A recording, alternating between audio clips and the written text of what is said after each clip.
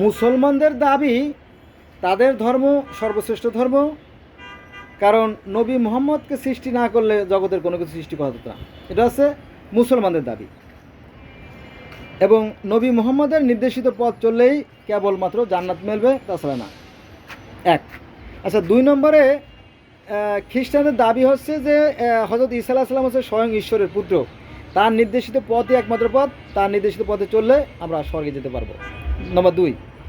3 নম্বরে ইহুদিদের দাবি যে তাদের নবী মোজেস হচ্ছে ঈশ্বরের সর্বপ্রিয়, এবং ঈশ্বর নিজে পৃথিবীতে এসে মোজেসের সাথে অর্থাৎ মূসার সাথে দেখা করে তাকে তাওরাত কিতাব দান করে গেছেন এবং বলছেন যে এই নির্দেশিত পথ অর্থাৎ এই তাওরাতের নির্দেশিত পথে যদি কেউ চলে তাহলে তার জন্য পরম সুখের স্থান জান্নাত নির্ধারিত।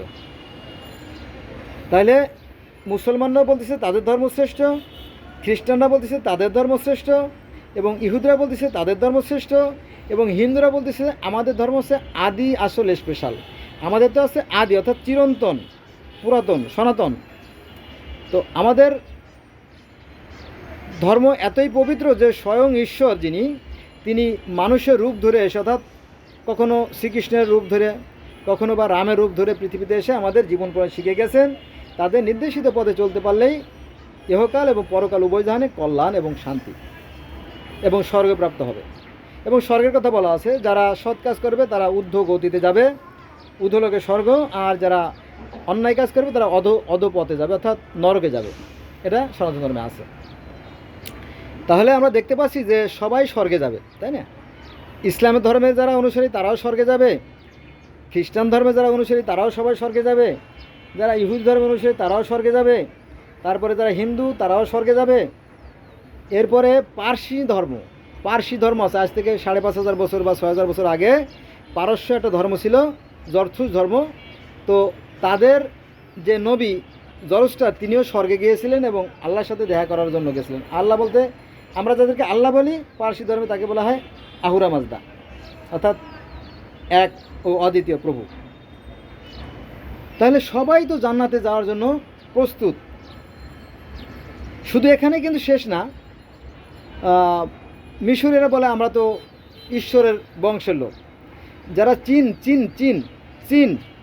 চীনের যারা ধার্মিক তারা বলে যে আমাদের তো যে ধর্ম এটা হচ্ছে ঈশ্বরের বংশের লোক আমরা।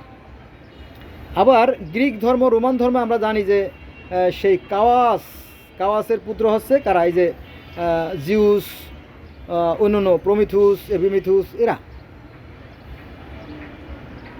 তারা তো স্বর্গে যাবে, তারা তো ঈশ্বরের বংশের লোক, তাই না? এদিকে আবার ঘটনা ঘটছে আরেকটা, বুদ্ধ ধর্মের অনুসারী তারা বলতেছে যে আমরা তো একেবারেই নিষ্পাপ, জগতে যত ধর্ম আছে সব ধর্মে পাপ আছে কিন্তু আমরা কোনো পাপ করি না। কারণ কি, আমরা তো পাপের ধারেই যাই না।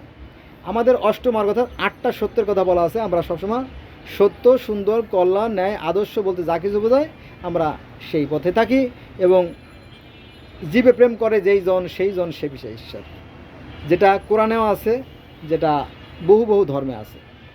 অতএব সবাই যদি আমরা জান্নাতে যেতে চাই তখন জান্নাতের অবস্থা কী হবে আমি জানি না। আমার মনে হয় কি জানেন, মাঝে মাঝে যে সেই আদম হাওয়াকে যেমন জান্নাতে রাখার পরে সাপ এবং ময়ূর তারপরে ইবলিশ শয়তান মিলে কুচক্র করে তাদেরকে জান্নাত থেকে বিতাড়িত করছিল, একটা সংঘাত দ্বন্দ্বময় পরিবেশ সৃষ্টি হয়েছিল। আমার মনে হয় এত লোক পৃথিবীর সবাই যদি জান্নাতে যেতে চায়, আমার মনে হয় জান্নাতে বড় ধরনের যুদ্ধ বিগ্রহের একটা সম্ভাবনা উড়িয়ে দেওয়া যায় না, থেকেই যায়, তাই না? এদিকটা আমাদের বিবেচনা করতে হবে।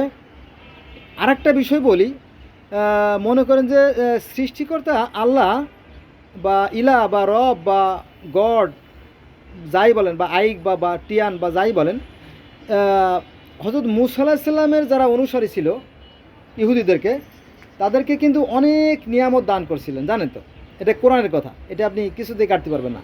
পৃথিবীর সমস্ত ধর্মগ্রন্থ ডিলিট করে দিলেও আপনি কোরআনকে ডিলিট করতে পারবেন না, কারণ এটা একেবারে আপডেট, লেটেস্ট। এখন সেই কোরআনে বলা হয়েছে যে আল্লাহ পাক এই ইহুদি জাতিকে অনেক নিয়ামত দান করছিল, বহু নিয়ামত দান করছে। তাদেরকে জান্নাত থেকে জান্নাতি খাবার দিছে, মান্না সালোয়া দিছে। মান্না সালোয়া মানে এক ধরনের পাখির মাংস, তারপরে আপনার পোলাও বিরিয়ানি এই জাতীয় আর কি, খুবই সুস্বাদু খাবার। তাও তাদের কাছে ভালো লাগে নাই। এখন কথা হচ্ছে যে এত ভালো যদি না লাগে, মানে আল্লাহ পাকের কাছে যে মানে স্বর্গের যে নিয়ামত, এই স্বর্গের নিয়ামতও তাদের কাছে ভালো লাগে নাই, তাও কি তাদেরকে সেই পৃথিবীতে আইনে দিয়েছে, তারপরেও ভালো লাগে নাই। এখন এই জান্নাতে যাওয়ার পরে যদি জান্নাত ভালো না লাগে, তখন তো আর এক বিপত্তি ঘটবে, একটা অশান্তি ঘটবে না? এই হলো বিষয়। এটা নিয়ে আমি চিন্তিত, শঙ্কিত, আতঙ্কিত। অতএব জান্নাতের যাওয়ার পরে যে যুদ্ধ লাগবে না, এটা একেবারে উড়িয়ে দেওয়া যায় না। হ্যাঁ, এটা নিয়ে আমি একটু চিন্তায় আছি আর কি, যে সবাই যদি আমরা জান্নাতে যেতে চাই, এবং সবাই জান্নাতে যাওয়ার জন্য আলাদা আলাদা কিন্তু আছে, মানে মন্ত্র আছে। যেমন আমাদের ইসলাম ধর্মে আছে যে লা ইলাহা ইল্লাল্লাহ, এই কলেমা যদি কেউ একবার পড়ে, সে একদিন না একদিন সে জান্নাতে যাবেই, must be, he is going to heaven. হু সে, হ্যাঁ, অলমাইটি ক্রিয়েটর ইজ হলি। তো সৃষ্টিকর্তা পবিত্র এবং এক যদি কেউ বলে, তাহলে সে একদিন না একদিন জান্নাতে যেতে পারবে আর কি, এরকম একটা নিশ্চিত আছে। যতই কষ্ট হোক, যতই শাস্তি হোক, সে একদিন জানা যাবে কলেমা একবার পড়লে। আবার এরকম ঠিক কলেমার কথা সনাতন ধর্মে আছে, যেমন একবার রাম নামে যত পাপ ভরে, জীবের কি সাধ্য আছে তত পাপ করে। বন্ধুরা, আমি কিন্তু অনেক শূন্যে দাঁড়ায় কথা বলতেছি, হ্যাঁ, কোনো বই কিতাব আমার কাছে নাই, মুখস্থ আর কি। যাক, তো এটা আছে যে একবার রাম নামে যত পাপ ভরে, জীবের কি সাধ্য আছে তত পাপ করে। মানে রাম নামে এত পুণ্যি যে যত পাপই করুক না কেন, যত অন্যায় করুক না কেন, সে নিশ্চিতভাবে জান্নাতে চলে যেতে পারবে। এটা আছে সনাতন ধর্মে। তাহলে সনাতন ধর্মে তারাও জান্নাতে চলে যাচ্ছে। আর আমি তো আগেই বললাম, তাই না, যে ইহুদিরা পবিত্র, কারণ ঈশ্বর তাদের প্রতি খুবই সন্তুষ্ট। তারপরে খ্রিস্টানরা খুবই সন্তুষ্ট, কারণ পবিত্র মাতার গর্ভে পবিত্র, হ্যাঁ, পুত্রের জন্ম দিয়েছে, তাই না, ঈসা আলাইহিস সালামের জন্ম দিয়েছে।